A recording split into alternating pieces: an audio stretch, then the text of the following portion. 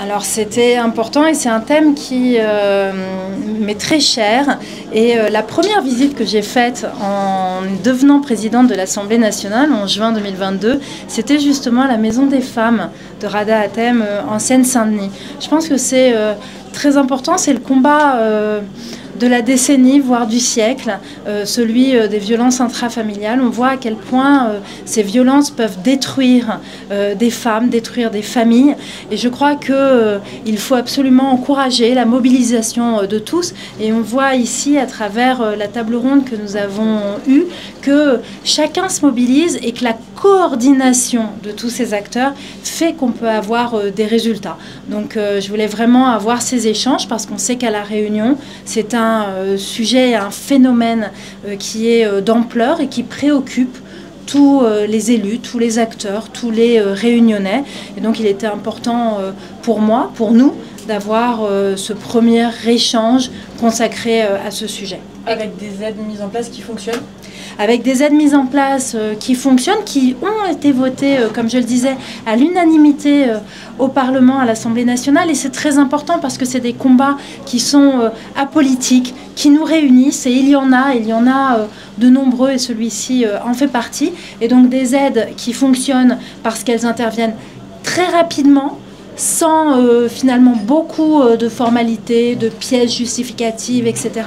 Et donc c'est de cela dont on a besoin de souplesse, on a besoin de rapidité, on a besoin d'effectivité, parce que quand une femme se décide, enfin, quand elle réussit à trouver le courage, l'énergie, la volonté pour pouvoir aller porter plainte, il faut absolument qu'on puisse tout mettre en œuvre pour que cette parole soit écoutée et qu'on puisse l'aider pour qu'elle puisse enfin sortir de cet enfer.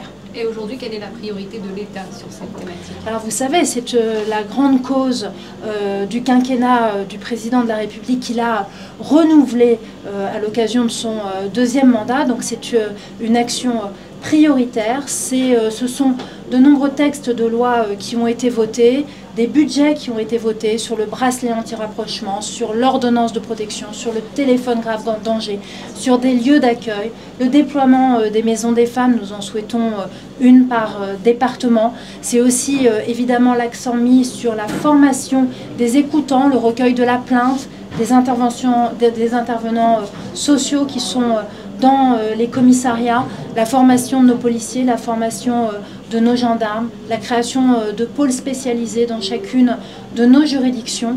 Il est important d'agir tout azimut pour pouvoir éradiquer ce fléau. Donc l'action de l'État est résolue, l'action du Parlement est déterminée. Et moi, je peux voir, comme à chaque fois que je vais sur le terrain, une action de tous les acteurs, qu'ils soient élus locaux, qu'ils soient bénévoles associatifs, qui va vraiment dans une même direction.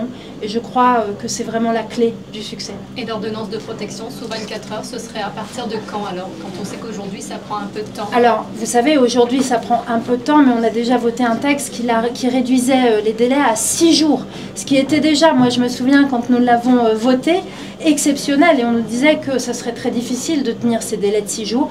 Maintenant, on veut les ramener à 24 heures. Et il faut que ça intervienne rapidement. On voit qu'on peut aller très vite. Une échéance? Alors je n'ai pas d'échéance à vous donner, mais on peut aller très vite et je crois que cette cause et toutes les victimes méritent qu'on aille très vite.